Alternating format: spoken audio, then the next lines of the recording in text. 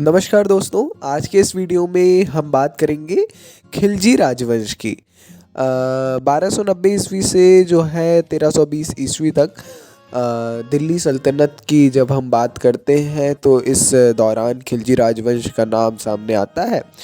खिलजी राजवंश बीते कुछ समय से तो काफ़ी पॉपुलराइज हुआ ही, साथ में सिलेबस में भी काफ़ी इम्पोर्टेंट रोल अपना रखता है, इसीलिए इसके बारे में जानना उतना ही इम्पोर्टेंट हो जाता है। छोटे से वीडियो के माध्यम से पर्याप्त जानकारी लेंगे, है ना, और इसका भाग 2 भी आएगा। चलिए जी, शुरू करते हैं, थोड़ा सा परिचय जान लेते हैं। 1290 ईस्वी में गुलाम सुल्तानों के बाद स्लेव डायनेस्टी जो मामलुक राजवंश है, उसके बाद में खिलजी नामक राजाओं का एक नया राजवंश आया। कुलीनों के गैर तुर्की वर्गों ने उनके विद्रोह का स्वागत किया। खिलजी राजवंश का नाम अफगानिस्तान के एक गांव के नाम पर रखा गया, लेकिन इसके राजा मूल रूप से तुर्की से थे, है ना। तो लिखा है ना, खिलजी राजवंश के राजा अपनी बेवफाई और क्रूरता के लिए जाने जाते हैं। ये एक बहुत इंपॉर्टेंट बात है। एक्चुअल में मामलुक राजवंश का भी वीडियो पार्ट 1 पार्ट 2 दोनों चैनल पर डले हुए हैं, देख सकते हैं। तो मामलुक राजवंश जो है दिल्ली में 1290 तक रहा, मगर 1290 में जो है मामलुक राजवंश जिसे गुलाम सुल्तान बोला जाता है, फिर उसके बाद में खिलजी राजवंश का आगमन होता हुआ दिखाई देता है। जलालुद्दीन खिलजी जो है ये खिलजी राजवंश के संस्थापक थे। जब वे सिंहासन पर बैठे तो उनकी आयु 70 वर्ष थी। जलालुद्दीन खिलजी दिल्ली सल्तनत के पहले शासक थे, जिनका मानना था कि राज्य को शासितों के स्वैच्छिक समर्थन पर आधारित होना चाहिए, और चूंकि अधिकांश भारतीय हिंदू थे तो इसीलिए भारत वास्तव में इस्लामी राज्य नहीं हो सकता है। किसका मानना था? जलालुद्दीन खिलजी का। जलालुद्दीन खिलजी ने सहिष्णुता की नीति के द्वारा कुलीन वर्ग की सद्भावना जीतने की कोशिश की।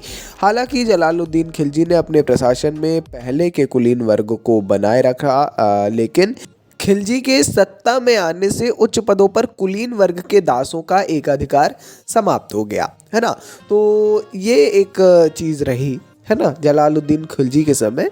तो संस्थापक यही रहे, काफ़ी सहिष्णुता का भाव रखा इन्होंने, सहिष्णुता की नीति अपनाई थी, मगर फिर भी जो है उतना प्रॉपर सही ढंग से नहीं चल सका, है ना। थोड़ा सा और जाने तो जलालुद्दीन खिलजी एक धर्मनिष्ठ मुसलमान था और खुद को ईश्वर के मार्ग में लड़ने वाला मानता था। जलालुद्दीन खिलजी ने किलोखरी में अपनी राजधानी बनाई, जहां उसने लगभग 6 साल तक शासन किया।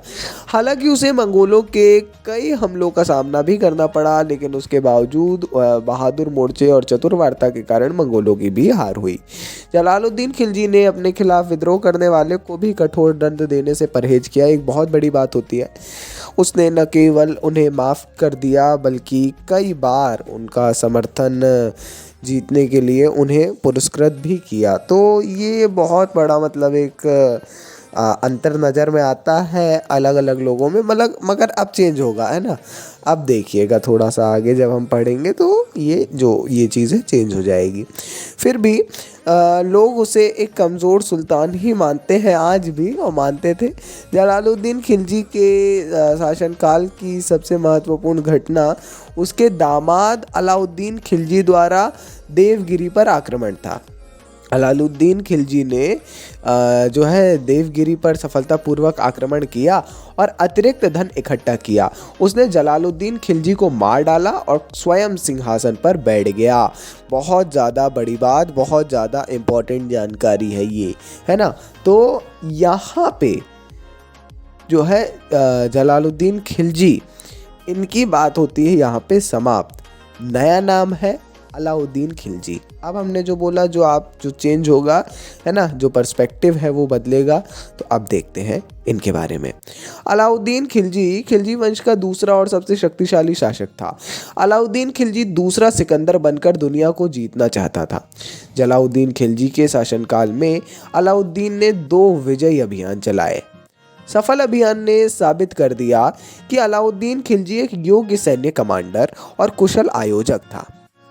जुलाई 1296 ईस्वी में उसने अपने चाचा और ससुर जलालुद्दीन खिलजी की हत्या कर दी और खुद को सुल्तान घोषित कर दिया।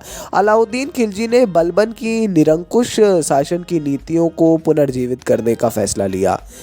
बलबन की निरंकुश शासन की नीतियाँ अपने आप में ये बहुत बड़ी टर्म है ना, ध्यान रखिएगा। अपने शासन के शुरुआती वर्षों में उसे कुछ विद्रोहों का भी सामना करना पड़ा। तारीख फिरोज शाही के लेखक बर्नी के अनुसार अलाउद्दीन खिलजी को लगा कि इन विद्रोहों के 4 कारण थे। क्या कारण थे? जासूसी प्रणाली की अक्षमता, शराब के इस्तेमाल की सामान्य प्रथा, रईसों के बीच सामाजिक मेलजोल और उनके बीच विवाह, और कुछ रईसों के पास अत्यधिक धन संपत्ति। अलाउद्दीन खिलजी दिल्ली का पहला तुर्की सुल्तान रहा जिसने धर्म को राजनीति से अलग किया और घोषणा की राजत्व को कोई रिश्तेदारी नहीं होती। जब उसने राजत्व प्राप्त किया तो वह शरीयत के नियमों और आदेशों से पूरी तरह स्वतंत्र था। बर्नी ने अलाउद्दीन खिलजी के लिए यह कथन दिया था। ठीक है, बहुत इंपॉर्टेंट है। अलाउद्दीन खिलजी ने 1000 सुतुन नामक 1000 खंभों वाला महल भी बनवाया। नगद में भूमि राजस्व प्राप्त करने से प्रथम सुल्तान अलाउद्दीन खिलजी अपने सैनिकों को नगद भुगतान करने में सक्षम हुआ। अलाउद्दीन खिलजी ने सिकंदर एसानी, जो सिकंदर महान है, इनकी उपाधि धारण की और इसे अपने सिक्कों पर अंकित भी किया। अलाउद्दीन खिलजी की महत्वाकांक्षा एक नया धर्म शुरू करने की थी, लेकिन अपने वफादार मित्र अल्लाह उल मुल्क की सलाह पर उसने इस विचार को भी त्याग दिया। 1303 में अलाउद्दीन खिलजी ने वारंगल पर विजय प्राप्त करने का प्रयास किया, लेकिन काकतीय वंश की सेना ने उसे हरा दिया। अलाउद्दीन खिलजी के आक्रमण के समय देवगिरी के शासक रामचंद्र देव थे। मलिक काफूर ने देवगिरी को लूटा और रामचंद्र देव को उसके रिश्तेदारों सहित दिल्ली ले गया।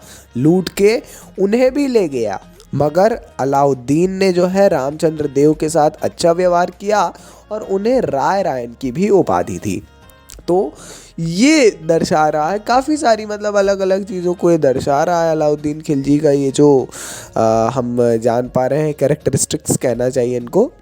देखिए, अलाउद्दीन खिलजी ने रक्त और लौह की नीति अपनाई और अपने कार्यकाल के दौरान कई नए क्षेत्रों पर विजय प्राप्त की। उसने मालवा, देवगिरी, वारंगल, चित्तौड़, रणथंभौर, मदुरै और गुजरात पर विजय प्राप्त की। गुजरात में अलाउद्दीन खिलजी ने नपुंसक गुलाम मलिक काफूर की सेवाएं प्राप्त की, जो अलाउद्दीन खिलजी का सेनापति भी बन गया, पहले नाम आया था। अलाउद्दीन खिलजी ने 1302 और 1303 ईस्वी के बीच 2 अभियान चलाए। पहला वारंगल के खिलाफ था, उसके बाद चित्तौड़ के खिलाफ। अलाउद्दीन खिलजी ने मारवाड़ और जालौर में सबसे महत्वपूर्ण गढ़ सिवाना को भी जीत लिया। अलाउद्दीन खिलजी दक्षिण भारत गया और मदुरै और रामेश्वरम की संपत्ति लूट ली। वह उत्तर भारत का पहला शासक था जिसने नर्मदा नदी के दक्षिण में अपने राज्य का विस्तार किया। सोचिए, अब क्या प्रशासनिक व्यवस्था थी उस दौरान, यह जानना बेहद जरूरी है। अलाउद्दीन खिलजी ने शासन की एक कुशल प्रणाली की नींव रखी। उनका दृढ़ विश्वास था कि राज्य के मामलों में किसी का हस्तक्षेप नहीं होना चाहिए।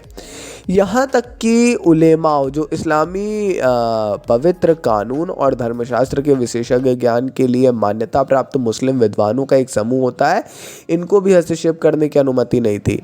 ऐसी कई चीज़ें रही। अलाउद्दीन खिलजी ने अपने साम्राज्य को मजबूत करने के लिए कई सुधार किए। उन्होंने रईसों को बिना पूर्व अनुमति के सामाजिक समारोह या अंतर जातीय विवाह ना करने का आदेश दिया। तो हाँ, ये सारी चीज़ें भी मतलब एक बहुत बड़े परिवर्तन को दर्शा रही थी, है ना। रईसों को आदेश दिया, तो इससे आप समझ पा रहे हैं, है ना, शुरुआती समय में बताया भी था। साथ में ये भी एक जानने योग्य विषय है कि इनके समय में बाजार का सुधार कैसा रहा, क्योंकि बहुत ज़्यादा जानने को आता है। बाजारों को नियंत्रित करने के लिए अलाउद्दीन खिलजी के उपाय दुनिया के महान आश्चर्यों में से एक थे। खासकर खाद्यान्नों के लिए कीमतों का विनियमन मध्ययुगीन शासकों की निरंतर चिंता का विषय था, क्योंकि शहरों को सस्ते खाद्यान्नों की आपूर्ति करके वे नागरिकों और वहां तैनात सेना को समर्थन प्राप्त करने की उम्मीद कर सकते थे। हालांकि अलाउद्दीन खिलजी के पास बाजार को नियंत्रित करने के लिए अतिरिक्त कारण भी थे। मंगोलों से खतरे को रोकने के लिए एक लंबी सेना खड़ी करने की आवश्यकता थी, लेकिन ऐसी सेना जल्द ही उसके खजाने को खत्म कर देगी जब तक कि वह उनकी कीमतों और वेतन कम न कर दे। अलाउद्दीन खिलजी ने संग्रह के लिए विशेष राजस्व अधिकारी नियुक्त किया। राजस्व भूमि जो है इसकी माप पर आधारित था। तो ये सारा सिस्टम अभी तक जारी है, आप लोग देख पा रहे होंगे, है ना। और जो टैक्स का सिस्टम है वो यहीं से बताया जा सकता है। बाकी ये थी आज के इस वीडियो की अंतिम जानकारी। कोई भी कन्फ्यूज़न हो आपको किसी टॉपिक से रिलेटेड, कमेंट सेक्शन में ज़रूर पूछ लीजिए। बाकी ये अंतिम जानकारी थी। अगर वीडियो अच्छा लगा हो तो लाइक करिए, चैनल पर नए हो तो सब्सक्राइब करिए। मिलेंगे अगले वीडियो में। ये पूरी जानकारी NCERT और थोड़ा अन्य इधर उधर से प्राप्त करने का प्रयास किया गया है। कोई भी अगर डाउट हो, कोई फीडबैक हो, कमेंट में ज़रूर दीजिए। नमस्कार। Dynamic impulsion.